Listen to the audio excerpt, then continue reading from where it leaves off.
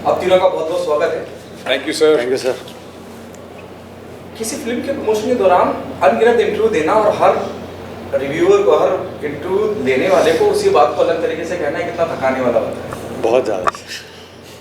I hope it's not showing on our faces right now. हो जाता है sir, एक ही हो जाता है। वो है ना, मैं हॉकी का बढ़िया खिलाड़ी हूँ, एक टांग रही है, अलग अलग इमोशन में बोलना पड़ता है, तो वैसा। ठीक है, जिस तरह की फिल्म है और जिस तरह का इसको ना जो प्यार मिला है, जब मैं इंटरनेशनल प्लेटफॉर्म की बात करता हूँ, बहुत इंटेलेक्चुअल बुद्धिजीवी लोग होते हैं। जब मैं कांस की बात कर रहा हूँ, मैं पैनोरमा फिल्म जितने भी अवार्ड से सम्मानित करा गया है, do you believe in open marriages? Open marriages? पता नहीं सर, मुझे नहीं पता इस concept पर्सनली के मैं बारे आई में। डोंट, हाँ, personally I don't open marriages, मतलब शादी में आप जो कर रहे हो, मैं जो मुझे नहीं, फिर even मतलब नहीं है सर। मुझे ऐसा लगता शादी है का कि मतलब नहीं है। शादी इंसान को सिर्फ तब करनी चाहिए जब वो करना चाहता हो। ट्रायल और एरर वाली चीज़ नहीं है ये। मुझे लगता है कि जब आपको लगे कि हाँ, क्योंकि there is a lot of sacrifice that one needs to do in a relationship like marriage, और मुझे ऐसा लगता है कि जब आप तैयार हो कि यार मैं एक रिश्ते में किसी के साथ होना चाहता हूँ, इस तरह की ज़िंदगी मैं किसी के साथ जीना चाहता हूँ, तभी इंसान को उसमें कूदना चाहिए। ये नहीं होना चाहिए कि करके देखते हैं क्योंकि एज ऑफ नाउ मुझे अकेलापन महसूस हो रहा है, या सर या चल तो गया मत ठीक करो, है। या तो कर रहे हो तो निभाओ। शादी करके आप बैचलर वाली लाइफ नहीं जी सकते हो। This is what I feel. What's your view of this? For the open-ended relationships, I am not for it, sir.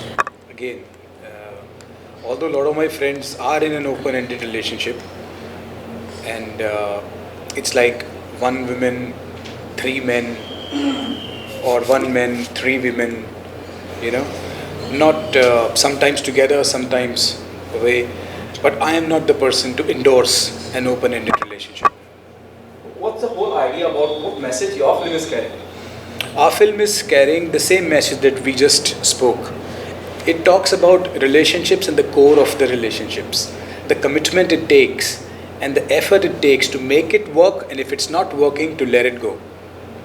Even committed लोगों में वो लोग कहते हैं कि कमिटमेंट फोबिक नहीं, even people who want to commit, वहाँ भी रिलेशनशिप गड़बड़ा जाता है। And this is about 3 people who are serious in a relationship. Everyone wants to commit, उसके बावजूद अगर कमिट करने आप चाह रहे हो सीरियस रिलेशनशिप में रहना, फिर भी प्रॉब्लम हो रहा है। जो कमिट नहीं करना चाह रहा उसका तो रिलेशनशिप तो इधर उधर जाएगा ही। Right, like I'll tell you, sir, I have been married, I've been separated, and still my opinion on marriage has not changed that it's a useless thing. I still believe that it's a very powerful thing, and you actually need बहुत strength चाहिए आपको, इंसान को किसी दूसरे इंसान को अपनी ज़िंदगी में लाने के लिए, उसको अपनी ज़िंदगी का हिस्सा बनाने के लिए, उसकी दुनिया का हिस्सा बनने के लिए बहुत बड़ा दिल चाहिए, बहुत करेज चाहिए। मुझे ऐसा लगता है कि बहुत हिम्मत वाले लोगों की चीज़ है ये, शादी करना, किसी के साथ रहना। कमज़ोर दिल के लोग नहीं कर सकते इसे। तो येस, डेफिनेटली ओपन मैरिज वाला कॉन्सेप्ट मुझे उसकी अंडरस्टैंडिंग नहीं है, मुझे नहीं पता, और मैं उसके फेवर में भी नहीं हूँ। मेरी कोशिश, मुझे लगता है कि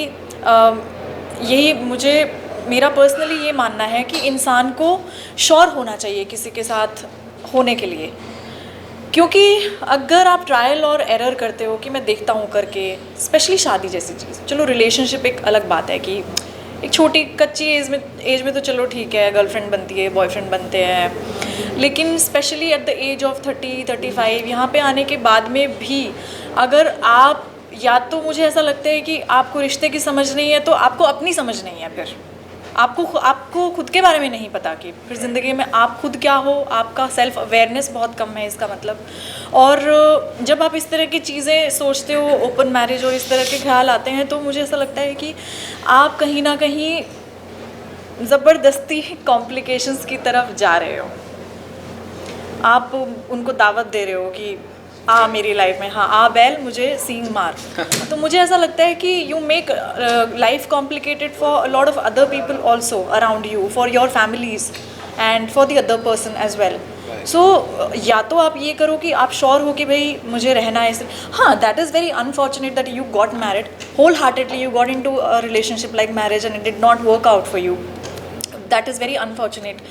लेकिन उसके बाद भी अगर लोग ये सोचते हैं कि मैं दूसरी शादी में कूद जाते हैं या तीसरी शादी में कूद जाते हैं और चीज़ें वर्कआउट नहीं होती, मुझे वो समझ नहीं आता कैसे नहीं होती। तो मुझे ऐसा लगता है कि थोड़ा सा लोगों को जितना, जैसे आजकल करियर के बारे में बहुत डीपली हम सोचते हैं, हम एक एक कदम फूंक के रखते हैं, तो रिश्तों को थोड़ा सा लोगों ने पीछे कर दिया है उस चीज़ के मामले में। मुझे ऐसा लगता है कि रिलेशनशिप्स में भी आपको उतना ही सोच के आगे बढ़ना चाहिए। Though you are already been part of this industry, TV industry, you have done so much of work in it. Jennifer का मेरे जहन में नाम आता है, श्वेता तिवारी का मेरे जहन में जी आता है कि तो दूसरी शादी हुई उनकी राजा चौधरी से, फिर दूसरी शादी भी नहीं कर वो चल पाई। क्या वजह मानती हैं आप? I think psychology, men's psychology plays major part in that. And देखो किसी और के रिश्ते पे कमेंट करना, it is actually a little difficult because I don't know what's their story. But मेरी खुद के एक्सपीरियंसेस से मैं ये कह सकती हूँ कि जैसा कि मैंने अभी बोला कि श्योर होना किसी के बारे में, जैसे बहुत जल्दी रिलेशनशिप में मत जाओ। आई थिंक ये हम सबका हक है कि हम अपने पार्टनर को अच्छे से समझें, जानें, लेकिन हमेशा सिर्फ अच्छा एक्सपेक्ट करना रिलेशनशिप से कि सिर्फ पीसफुल होगा हर चीज़, एक तो वो गलत है। लोगों में आजकल लोग यार मुझे ये स्ट्रेस है, अभी मेरी लाइफ में ये चल रहा है, वो चल रहा है, तो तुम अपने वो बेचारा किसके पास जाए फिर, राइट? दूसरी चीज़ ये कि किसी के साथ होने के बाद में, जैसे एक्टर्स की लाइफ, जो आपने एग्जांपल्स दिए, जेनिफर का एग्जांपल दिया या श्वेता तिवारी का एग्जांपल दिया, तो मुझे ऐसा लगता है कि we are also exposed so much in the media, जैसे all eyes are on actors. तो होता तो ये रियल लोगों की लाइफ में भी है, मतलब रियल लोग ही हैं ये भी, अभी क्या बोल रही हूँ मैं, बट नॉन एक्टर्स की लाइफ, हाँ, somebody who is not from the industry. लेकिन इन लोगों का बाहर इसलिए आ जाता है क्योंकि यू नो एवरीडे मीडिया हमारे बारे में छापती है चीज़ें, तो ज़्यादा हाईलाइट हो जाती है चीज़ें। तो आम इंसान की लाइफ में भी ये चीज़ें होती हैं, ऐसी बात नहीं है। लेकिन किसी और की लाइफ में क्यों होता है ये चीज़, उसके ऊपर कमेंट करना, for me I find it little tricky, it's a bit difficult. But yes, मुझे ऐसा लगता है कि जैसा कि मैंने मेंशन किया कि दिल बड़ा रखना बहुत ज़रूरी होता है रिलेशनशिप के लिए। उस सामने वाले इंसान के लिए वो एम्पथी होना कि यार ये मेरा ही कोई अपना है, we are a team, we are not against each other, we are together. तो वो चीज़ लेके चलना बहुत ज़रूरी है। मोस्ट ऑफ द रिलेशनशिप्स में आजकल आई थिंक ये हो रहा है कि कहीं ना कहीं किसी ना किसी बात पे ये हो जाता है कि तुम्हारा ये, मेरा ये, तुमने ये किया, मैंने ये किया, तुमने मेरे लिए वो नहीं किया। तो एक तरह से एक दूसरे के ऊपर बहुत ज़्यादा डिपेंड हो जाना भी मुझे लगता है कि बहुत सफोकेटिंग हो जाता है, जिसकी वजह से लोग फिर भागते हैं। क्या आप दोनों मानते हैं, अमित निशांत से जानना चाहूँगा कि बहुत ज़्यादा इंटेलेक्चुअल जोड़ियाँ भी नहीं चलती हैं, जो दोनों कहीं ना कहीं इस गलत फहमी में है या इस भ्रम में है कि मैं इससे ज़्यादा ज़हीन हूँ या इंटेलेक्चुअल? आप सही हो, बिल्कुल सही हो। ज़्यादा मतलब कि अति किसी भी चीज़ का ठीक नहीं है। अगर आपको लगता है मैं बहुत समझदार हूँ, बहुत, सर हो सकता है काम पे आप बहुत अच्छा कर रहे हो, निपुण हो, उत्तीर्ण हो, लोग आपको मतलब सक्सेसफुल हो, सब हो, वो चीज़ आप घर पे नहीं ला सकते। अब अभी मैं एक्टर हूँ, मैं घर पे बोलूँगा मैं हीरो हूँ, ऐसा नहीं चलेगा। फिर वहाँ तो exactly, this is what even I feel. Like, yes, there are, for example, if I am in a relationship with somebody, so I have to respect that there are certain areas where my partner is, you know, better than me. वो मुझसे ज़्यादा अच्छे से handle कर सकते हैं उन चीज़ों को, तो मुझे भी फिर छोड़ देना चाहिए कि नहीं। For example if Amit is there, then कि अमित ये चीज़ मेरे से ज़्यादा बेहतर समझता है, बेहतर इसको नॉलेज है इस चीज़ की, ये चीज़ मुझे उसके ऊपर छोड़ देनी चाहिए। जब उसको मेरी ज़रूरत होगी तो I will contribute, you know, my part. But कुछ एरियाज ऐसे होंगे where I will need my partner to understand कि ये मेरी एक्सपर्टीज़ है, तो उस चीज़ को रिस्पेक्ट करना बहुत ज़रूरी है। ये नहीं कि उसमें भी आपको आके अपनी बेस्ट एडवाइस देनी है, कि हमेशा नहीं मैं ऊपर हूँ कि अच्छा तुम ये कर रही हो, चलो मैं क्या बोलता हूँ ऐसा कर लो यार, नहीं, sometimes you need to be on back foot कि नहीं ठीक है, तुम बिलीव इन योर पार्टनर कि नहीं शायद मेरे से ज़्यादा अच्छा करेगी। सर क्रिकेट टीम जैसा है सर, हाँ, कोई बैटिंग but- करे कोई बॉलिंग करे, Exactly. कोई विकेट कीपिंग, तभी टीम जीतेगी। Absolutely. See, I'm coming back to that, that same point. We have somebody like Amir Khan in the industry. We have somebody like Hrithik Roshan in the industry. We have Isha Deol in the industry.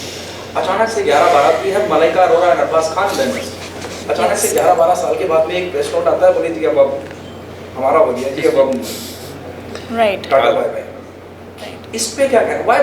Why Bollywood, putting a wrong example in, as you said, as everyone there on the said, कि ये बहुत important रिश्ता है शादी की जब हम बात करते हैं, तो ये 12-15 साल के बाद में जो प्रेस नोट निकलते हैं कि जी tata bye bye, what's your view on that? You're asking me? Yes, I'm asking all of you. I'll start with the ladies first. True. Sir honestly कुछ पता नहीं है कि अरबाज खान और मलाइका मैम की लाइफ में इतने सालों बाद उन्हें अलग होना पड़ा, क्यों होना पड़ा, क्या है। लेकिन one thing sometimes when even I think of it, my heart tells कि उन्होंने सोचा तो होगा, बहुत सोचा होगा इस बारे में, क्योंकि कोई भी इतना इजीली नहीं करना चाहता है ये चीज़ अपनी ज़िंदगी में। और क्या है ना, दोनों ही लोग अपनी लाइफ में इतने सक्सेसफुल हैं in a business like film industry, glamour industry. कहीं ना कहीं एक पॉइंट के बाद वो जो लड़ाई इतने लंबे वक्त से जो चल रही होती है, it makes you exhausted and आपके साथ वो इतना खेलने लग जाती है वो चीज़ कि फिर आपको, मुझे ऐसा लगता है ये शायद होता होगा, क्योंकि मुझे ये लगता है कि हो सकता है कि आपको वो लड़ाई ना छोड़ देना बेहतर लगता है एक पॉइंट पे आने We के। got emotional somewhere, as you discuss your relationship is just right now. We got emotional कि अब ऐसा लगा कि जिंदगी खत्म हो गई.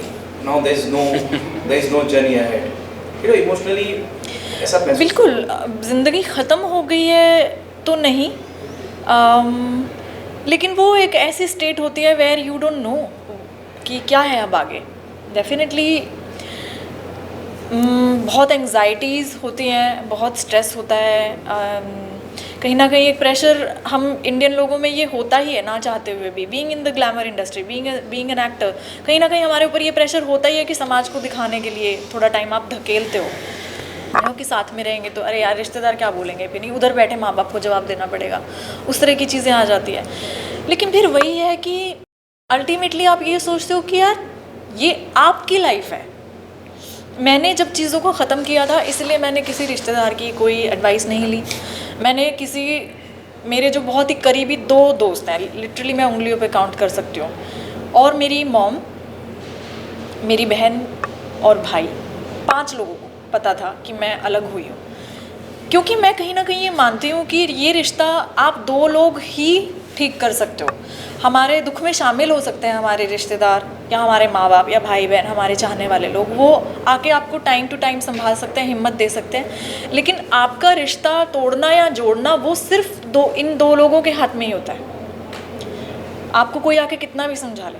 तो हम दोनों ने ट्राई किया, बहुत ट्राई किया, और मुझे ये नहीं कभी भी फील हुआ कि I need to tell my story to all my relatives, या मेरे पेरेंट्स तक को बहुत बाद में चीज़ें पता चलती थी।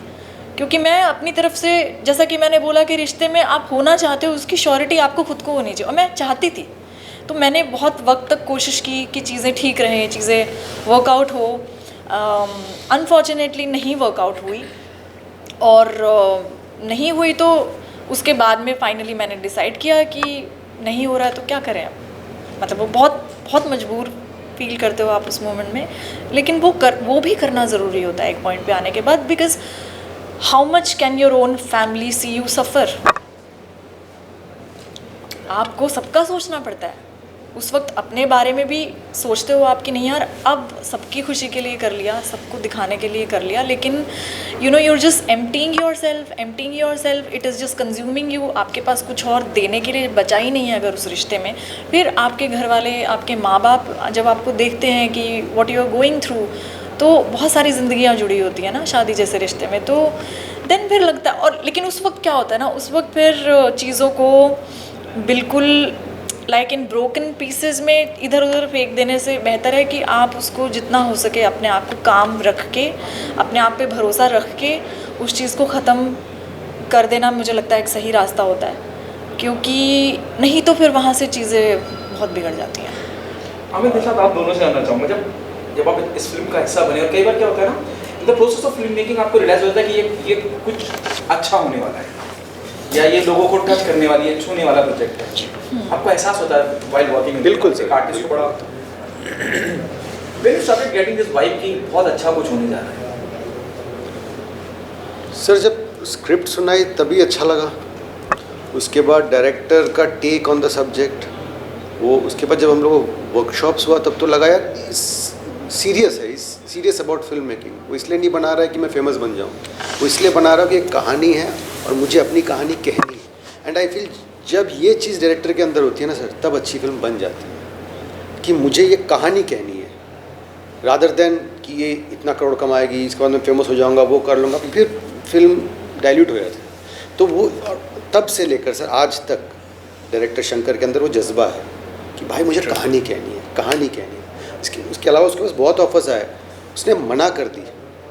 जबकि अगर आप उनसे बात करोगे पता कैश क्रंच, पैसों की भी डिफ़िकल्टी, सब कुछ था। उसके पास पैसे आ रहे थे कुछ और काम करने के लिए, जो बट उसका मन नहीं मान रहा था। बोलते भाई मुझे मेरा मन नहीं मान रहा स्क्रिप्ट लिखने का। उस लेवल का पैशनेट आदमी, आप उसको पागल कहो, पैशनेट कहो, जुनूनी कहो। तो जब उससे इंटरेक्ट किया तो मैं समझ गया कि कमर्शियली कितना करेगी हमारे हाथ में है। बस हमें ये पता है जो देखेगा वो उसे अच्छा ही बोलेगा, दिल फील। और ये आज तक यही हुआ है, जहाँ जहाँ फेस्टिवल में गई लोगों ने सराहा है ये, इवन ट्रेलर देख कर भी। अब हम चाहते हैं कि कमर्शियली भी लोग आ जाए ज़्यादा से ज़्यादा और देख लें, ताकि ऐसी फिल्में बने। Right. आप क्या कहना चाहेंगे? Well, sir, just to take what Nishan sir has said,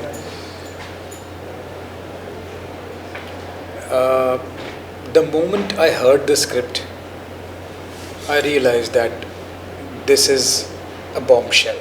You know, it's gonna explode very soon, and it's hardly any time. अगर आप देखिए तो ऐसा भी नहीं है कि कुछ बहुत अरसा लंबा बीत गया है कि फिल्म जब शूट हुई हो और तब बन रही है। आज भी कोविड की मेमोरीज हमारे जहन में ज़िंदा हैं, वक्त नहीं बीता है। तो मुझे यकीन था पूरा कि धमाल तो मचाएगी पिक्चर, आएगी बाहर, यकीन था।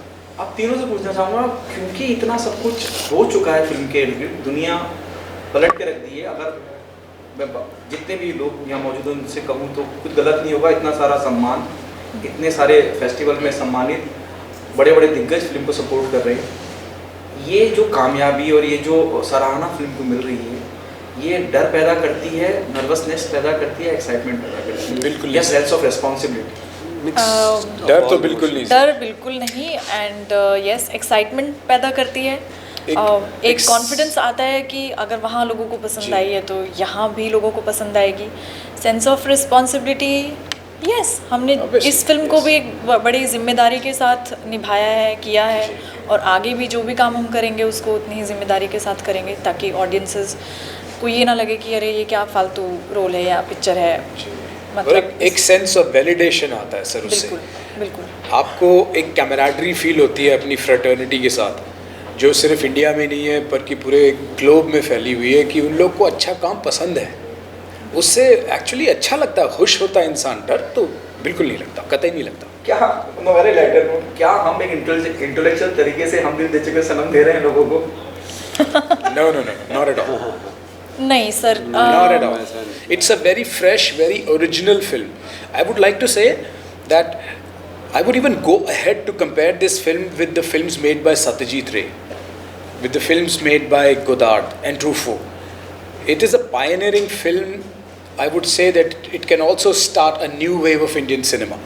ये एक अलग चीज़ है सर, ये एक अलग चीज़ है। क्या लोग रिलेट कर पाएंगे? क्या ऐसा निजी जिंदगी में होता है? बिल्कुल बिल्कुल। पहली चीज़ मैं बता रही हूँ सर, आप आपको, पत्थर फेंक के मारोगे ना, चार में से एक आदमी का लाइफ ऐसी होगा। आपने अभी पूछा कि क्या हम इसको हम दिल दे चुके सनम एक नए तरीके से, इससे पहले वो 7 दिन आई टेल यू सर, हर किसी जब इस फिल्म को लोग देखेंगे तो लोग अपनी जर्नी के साथ इसको कनेक्ट करेंगे, तो हर किसी का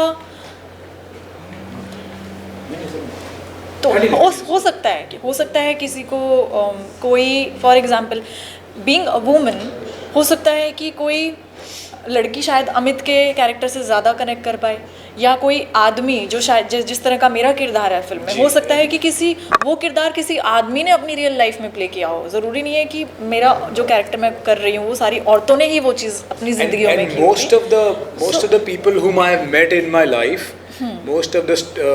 while in school and college, I have met all the Ravis. I have met all the Ravis in my life. तो ये भी है कि आपका क्या एक्सपीरियंस अपनी लाइफ में रहा है, उस तरीके से जब आप तीनों कैरेक्टर्स को देखोगे तो किसी ना किसी कैरेक्टर से आप रिलेट करोगे कि अरे हाँ, इसके साथ जो ये फिल्म में हो रहा है, ये मेरे साथ मेरी लाइफ में ये चीज़ मैंने एक्सपीरियंस की है। तो वो मुझे लगता है कि एक बड़ी यूनिक बात है इस फिल्म और की। ये जो एक आपने पूछा और एक दो और इंटरव्यू ने पूछा, जो टैग है ना इंटेलेक्चुअल, ये बड़ा खतरनाक टैग है। इंटेलेक्चुअल फिल्म नहीं है, एक सिंपल रियल फिल्म है, कमर्शियल सिनेमा, एंटरटेनमेंट। क्योंकि इंटेलेक्चुअल टैग लगते लोगों को लगेगा कि यार ऐसा कुछ बोल रहा है जो हमें समझ में नहीं आएगी, या ये बोरिंग दिल से होगी। बनाई हुई और दिल ये से वेरी रियल है। हाँ, और जो आपके लाइफ में हो रहा है, और ह्यूमर, अननोन चीज़ में ह्यूमर पैदा होती है ना, लाइफ में ऐसे ही होता है। हमने कुछ बोल दिया गुस्से में, या कुछ सिचुएशन ऐसा है जो कर रहा है, जो आदमी उसके गुजर रहा है उसके लिए ह्यूमर नहीं है, लेकिन सामने वाले के लिए ह्यूमर है। तो ये वैसा वाला है, very real and very entertaining. Intellectual नहीं है film. He is very right. That's a wrong tag. आप तीनों से आखिरी सवाल, क्या मैसेज देना चाहेंगे ऑडियंस से? Why they come and be a part of alpha beta gamma? We'll start with Reena. Oh God, मेरे ऊपर डाल दो सबसे पहले। आई थिंक काफ़ी बार पहले भी जैसे कि हमने कहा है कि फ़िल्म की सबसे ख़ास बात यही है कि ये फ़िल्म देखेंगे लोग, और जो भी देखेगा इस फिल्म को वो कनेक्ट करेंगे किरदारों से और कहानी से, तो दीवाना हो जाएगा वो। बिल्कुल। और Guaranteed. हर तीनों कैरेक्टर्स की ना बड़ी अपनी एक अलग सी यूएसपी है इन टर्म्स ऑफ एक्टिंग, तो वो बहुत इंटरेस्टिंग है। लाइक जैसे मैंने जब फिल्म का देखा था फर्स्ट कट, तो I was watching myself as an audience, I was not watching as Reena, I was watching it. तो मुझे कुछ चीज़ें मैंने उस वक्त नोटिस की कि अच्छा मैं ये कर रही थी ऐसा, तो बड़ा इंटरेस्टिंग लग रही थी वो चीज़ें मुझे। अमित की कुछ चीज़ें हैं, कुछ इम्प्रोवाइजेशंस हमने किए थे, तो कुछ डायलॉग्स हैं जो बहुत ही मज़ेदार डायलॉग्स हैं। तो जैसे रवि के और मेरे कुछ सीन्स हैं, इन दोनों के साथ में कुछ सीन्स हैं, तो वो ऐसा लगेगा ही नहीं कि आप एक्टर्स को देख रहे हो। हाँ। आपको ऐसा आप खो जाओगे उस चीज़ में, आपको लगेगा कि तीन लोगों के बीच में सच में ये सब कुछ हो रहा है। जैसे इनका एक आर्गुमेंट है कि रोकना हाँ। चाहिए था, कैसे रोकते हैं। हाँ, जैसे ट्रेलर में है कि अरे कि ऐसे थोड़ी मैं तुम मुझे अच्छे से रोकती तो मैं रुक जाता, मैं कैसे रोकती, फिर अच्छे से रोकती। क्योंकि आदमी के पास जवाब नहीं होता ना, चला तो गया था उस टाइम पे, अब क्या करूँ, अब मैं फंस गया, अच्छे से रोकती तो मैं रुक जाता, ये क्या बात हुई? तो वो ह्यूमन ये एरर, बहुत सच बात है। मैंने बहुत से रिलेशनशिप में ये देखा सच बात है। जब उस वक्त जब हीट ऑफ द मोमेंट में आप ब्रेकअप कर लेते हो, लेकिन सालों साल बाद, महीनों बाद जब आप मिलते हो, बात करते हो, तो ये जो वर्ड है ना, बहुत लोग कहना चाहते हैं कि तुमने रोका क्यों? तुमने क्यों नहीं रोका? हाँ, तुम ज़्यादा प्रेशर करते, मैं तो वेट कर रहा था रोकने के लिए, तुम कर देती तो मैं रुक जाता। तो ये लोग बोल नहीं पाते, बट ये जो वर्ड है बहुत डेप्थ है इसमें, जिसके अंदर से निकल ही आई है वर्ड, वो पता नहीं बट कैसे। विच इज सो ट्रू कि यार तुम तब रोकती तो मैं रुक जाता ना, और थोड़ा और बाद में जब आपको लगता है कि नहीं मुझे वापस जाना है, मुझे वापस हासिल करना है, झक मरा के आप बाद में जाते हो, फिर नहीं पूछते आप अपने आप से कि मुझे इसने नहीं रोका। तो जब इंसान चाहता है ना उस रिश्ते को, तो वो जाके पैर भी पड़ता है, वो जाके माफ़ी भी मांगता है। तो वो ये सारी चीज़ें हैं जो हम फिल्म में दिखाना चाह रहे हैं कि रियल देखना चाहिए। हाँ। जी। कि अलग टाइप का कंटेंट है, नए लोग हैं, एंड आप हमें ये करोगे, एनकरेज करोगे, कमर्शियली फिल्म चलेगी तो और ऐसी फिल्में बनेगी, और नए लोग आएंगे, और नए सब्जेक्ट्स बनेंगे। So that's it, and very real story. आप लोग के, आप फिल्म देख के जो भी निकलेगा, कोई ना कोई कैरेक्टर से आप कनेक्ट करोगे, तुम्हें श्योर। आप मैरिड है sir? All well, all good? Congratulations for that, sir. But you also go and watch the film, sir, because I am very sure on my part, and I think all my co-actors are also very sure I think that this is the film that is not only for people who are falling apart. That's why I asked you this question, that you watch this film, then you also let us know if you have something experienced like something like this if you have And you can actually watch it with your nephews or your sons or kids, because they are going to start their life at some point of time in life. It's as important for them as it is for us and you. Age is immaterial. Age no bar, film बार बार. That's something, right? Amazing. Thank you so much, guys. Thank you, sir. Thank you. Vinod, Thank get you. it off. They're बहुत बढ़िया. Age no bar, film बार बार. Too good.